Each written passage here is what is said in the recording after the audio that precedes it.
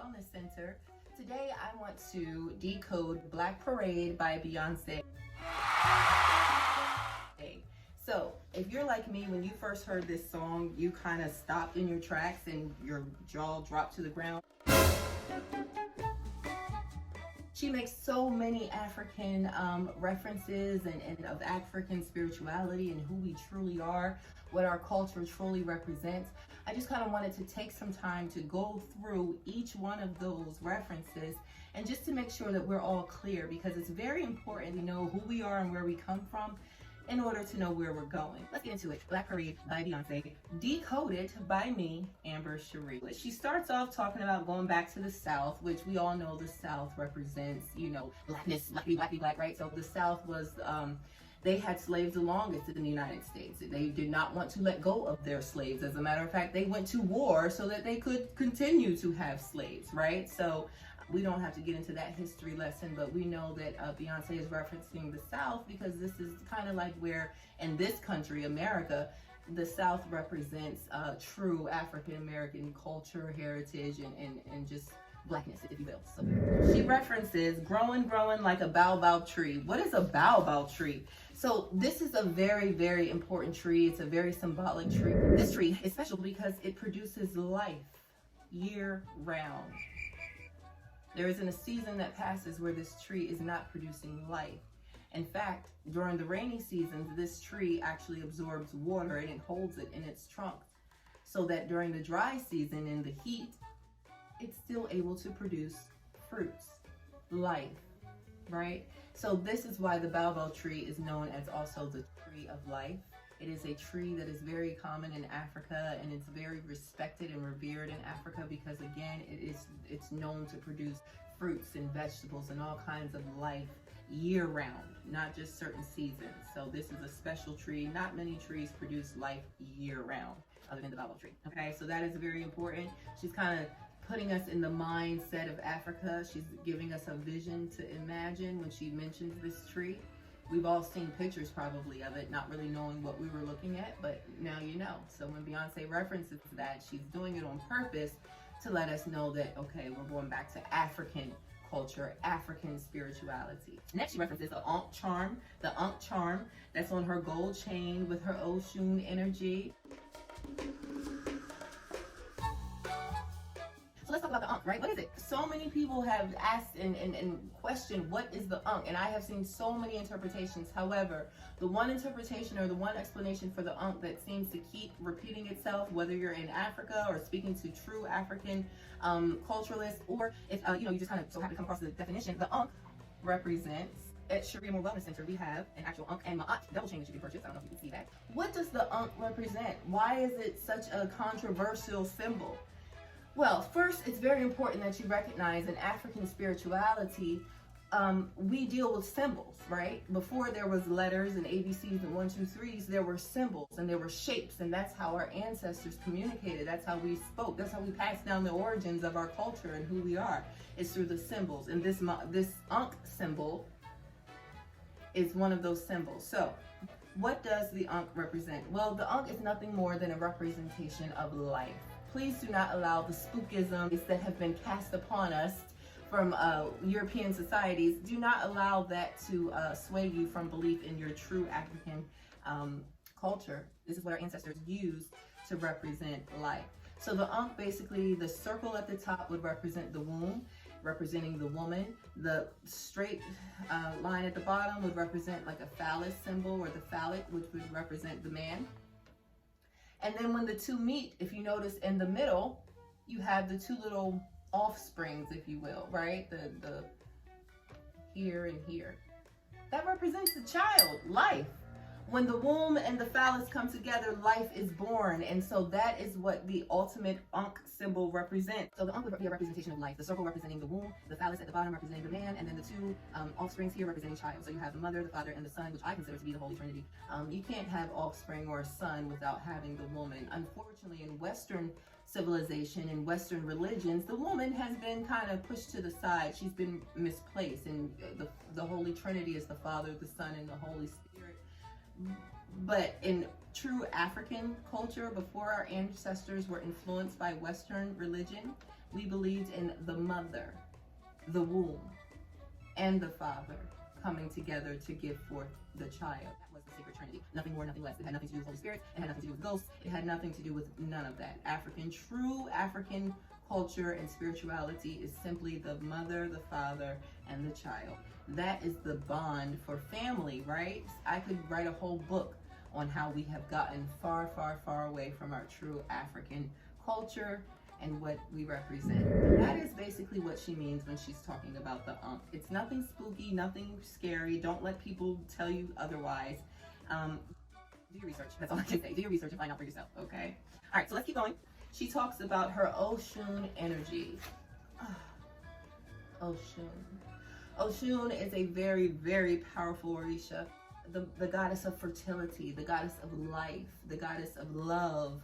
OSHUN is very powerful. She's very strong. She's referencing OSHUN. She's basically giving homage to the mother goddess, the mother of fertility. Next, Beyoncé references Sacha Nag Champa incense. She says, hold up, don't I smell like Sacha Nag Champa incense? So this is a very, very popular fragrance in African culture. The Sacha Nag Champa incense. You can also get some at CherieAmor Wellness Center. Look. But this incense is known, similar to sage, to detoxify the air, to bring in good vibes, get rid of all those bad spirits. All right. And then just going on, she talks about charging her crystals in a full moon. Now, you know, that's my favorite line out of the whole entire song.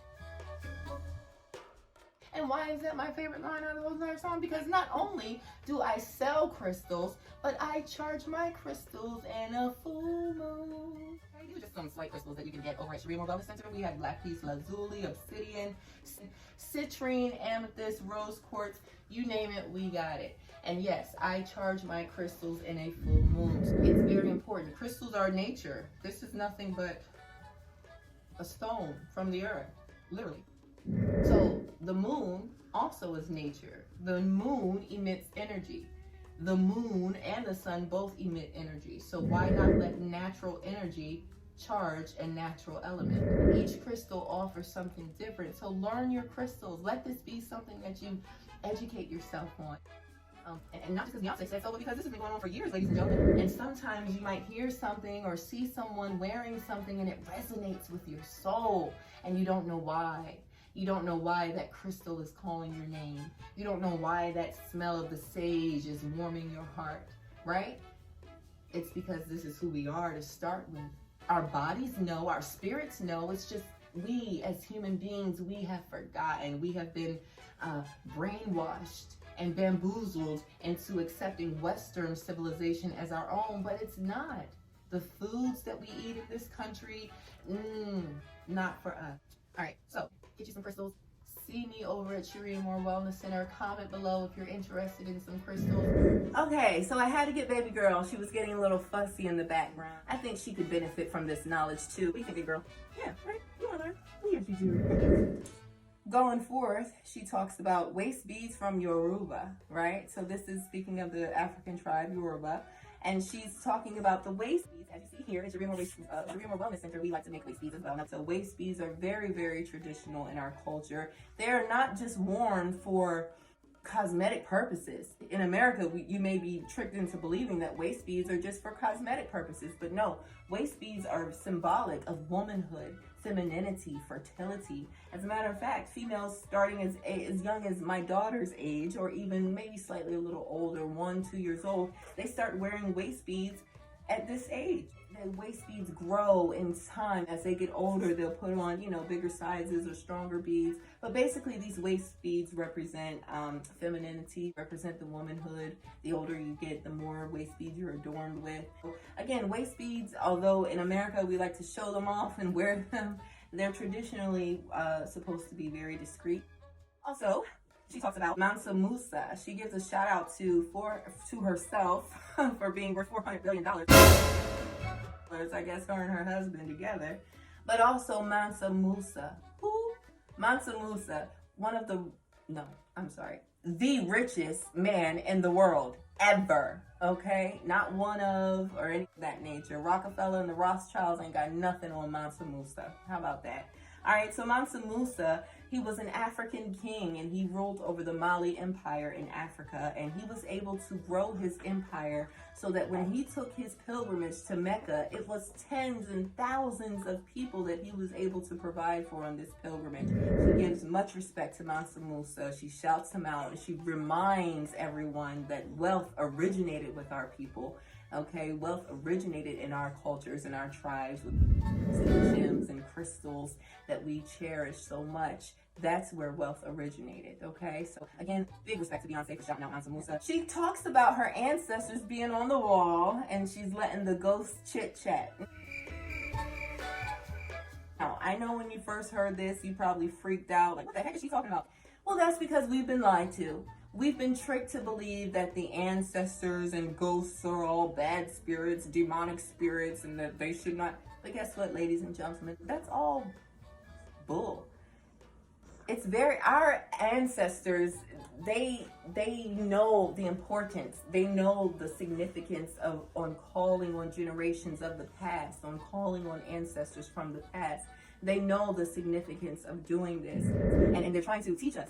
However, due to Western civilization and Western religions and all these other influences that we've allowed ourselves over time to be subjected to, we've kind of forgotten our true calling. But I like to compare it to like this. When you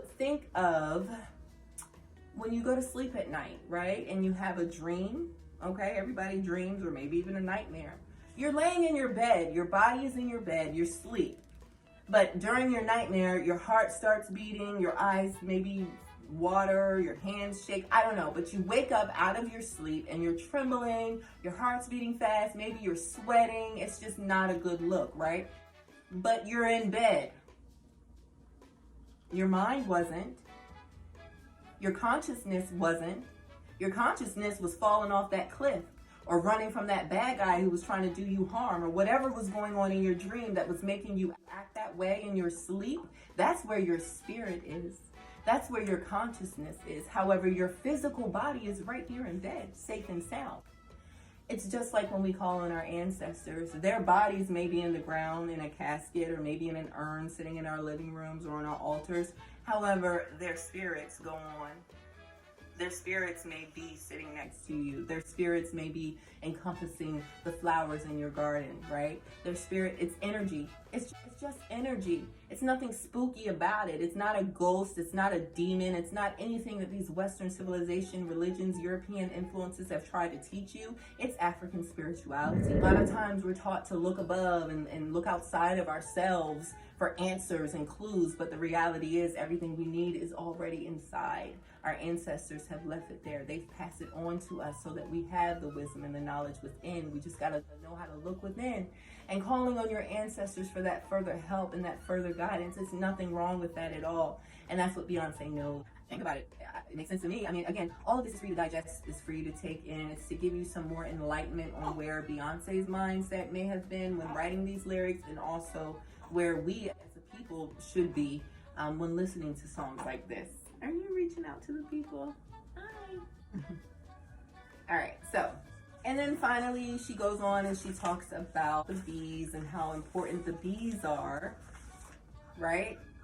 How bees pollinate. Bees pollinate the earth.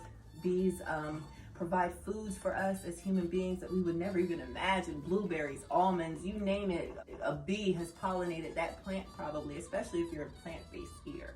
Then you know the importance of bees and how they pollinate and how the plants allow us to breathe, right? Oxygen, and they suck up all the carbon dioxide. And so again, it's important that she's not just shouting out the beehive, which I'm a proud member of the beehive, but she's also making reference to the significance of bees in our culture, in our life, in our world, for our health, for our ecosystem, right? So I appreciate that.